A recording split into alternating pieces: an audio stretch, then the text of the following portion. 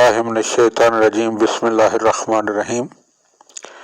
आज 15 फरवरी 2022 मुताबिक 13 रजबुल मुरज्जब 1443 हिजरी के मुबारक दिन के मौके पर तमाम मोमिनीन की खिदमत में मौला कायनात हज़रत अली इब्न अबी तालिब अलैहिस्सलाम की वलादत बासआदत की मुबारकबाद पेश करता हूँ।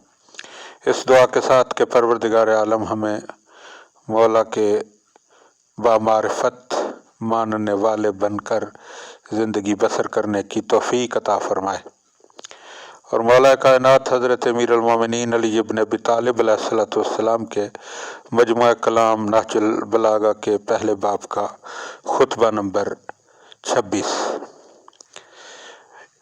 हज़रत ने नहरवान की तरफ मुतवज्जे होने से कबल एक खुतबा इरशाद फरमाया था जिसके 3 टुकड़े ये हैं। पहले टुकड़े में बासत से कबल जो अरब की हालत थी इसका तज़किरा फरमाया और दूसरे हिस्से में रसूल खुदा सल्लल्लाहु अलैहि वसल्लम की रहलत के बाद जिन हालात ने आपको गोशाए अज़लत में बैठने पर मजबूर कर दिया था उनकी तरफ इशारा किया और तीसरे हिस्से में माविया बिन अबी सुफियान और उमर बिन आस के दरमियान जो कौलो करार हुआ था इसका तज़किरा फरमाया है।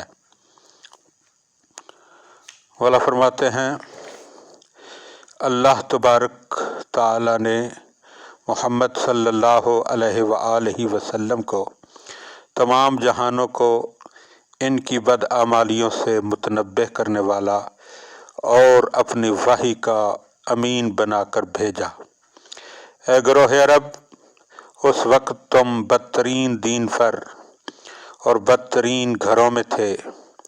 खुरदरे पत्थरों और जहरीले सांपों में तुम बूदबाश रखते थे। बुत तुम्हारे दरमियान गड़े हुए थे और तुम गुनाह से चिमटे हुए थे। इस खुतबे का दूसरा हिस्सा, मैंने निगाह उठाकर देखा तो मुझे अपने अहल बैत के अलावा कोई अपना मुईन और मददगार नजर न आया। मैंने उन्हें मौत के मुंह में देने से बुखल किया। आँखों में खसो खाशाक था मगर मैंने चश्म पोशी की। हलक में फंदे थे मगर मैंने गमो गुस्सा के घूंट पी लिए और गुलो गिरफ्तगी के बावजूद हंजल से ज़्यादा तल्ख हालात पर सब्र किया। और इस खुतबे का तीसरा जुज़ ये है, उसने इस वक्त तक बैयत नहीं की जब तक ये शर्त इससे मनवा न ली कि वो इस बैयत की कीमत अदा करे।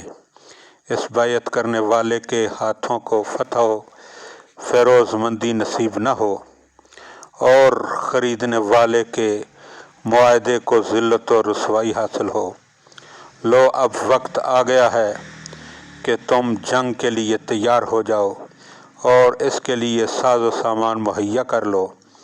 इसके शोले भड़क उठे हैं और लिफ्टें बुलंद हो रही हैं और जामा सब्र पहन लो कि इससे नुसरत व कामरानी हासिल होने का ज़्यादा इम्कान होता है। अल्लाहुम्मा सल्लि अला मुहम्मद व आल मुहम्मद।